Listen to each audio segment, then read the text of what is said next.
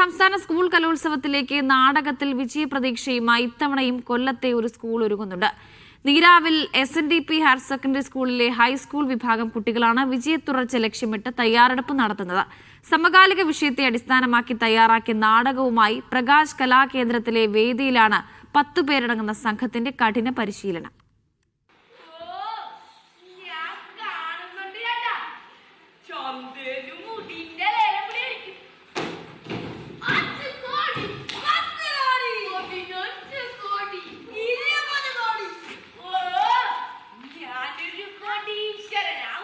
നാടകത്തിന് കഴിഞ്ഞ 2 തവണയായി സംസ്ഥാന തലത്തിൽ A ഗ്രേഡ് ലഭിക്കുന്നതാണ് നീരാവിൽ SNDP സ്കൂളിന്. 8ാം ക്ലാസ്സിലെയും 9ാം ക്ലാസ്സിലെയും നാടകഭ്രമമുള്ള കുട്ടികളെയാണ് ഇത്തവണയും ഉൾപ്പെടുത്തിയത്. എല്ലാ പിന്തുണയുമായി സ്കൂളും പ്രകാശ് കലാകേന്ദ്രത്തിലെ അമാസ് എന്ന അധ്യാപകനും.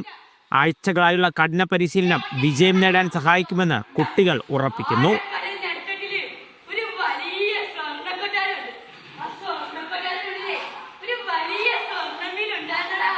കഠിന പ്രാക്ടീസ് ആണ്.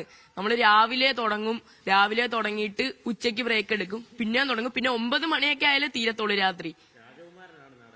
ഞാൻ മാത്രമല്ല രാജകുമാരൻ, എന്താ ഇവിടെ ഇരിക്കുന്നുണ്ടില്ലേ, രാജകുമാരികളും രാജകുമാരന്മാരുമാണ് എല്ലാരും ഇരിക്കുന്ന.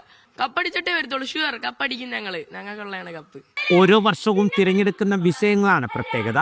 ഇത്തവണ നീണ്ടകരയിലെ കടൽക്കൊള്ളക്കാരെന്ന നാടകത്തിലൂടെ അവതരിപ്പിക്കുന്നത് ശബരിമല സ്വർണ്ണക്കൊള്ളയും വെനസ്വേലയിലെ പ്രശ്നങ്ങളുമൊക്കെയാണ്.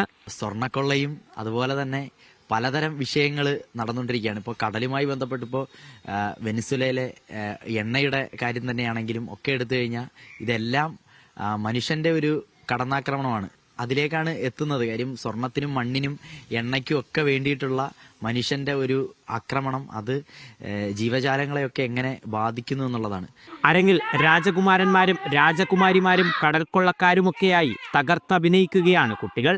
വിജയത്തുടർച്ചയ്ക്ക് വേണ്ടി ആനുകാലിക പ്രസക്തമായ വിഷയവുമായി തന്നെയാണ് ഇത്തവണയും നീരാവിൽ SNDP ഹയർ സെക്കൻഡറി സ്കൂളിലെ വിദ്യാർത്ഥികൾ സംസ്ഥാന സ്കൂൾ കലോത്സവ വേദിയിലേക്ക് എത്തുന്നത്. കൊല്ലത്തുനിന്ന് അൻസമാനൊപ്പം ലിജോ റോളൻസ്, മീഡിയ 1.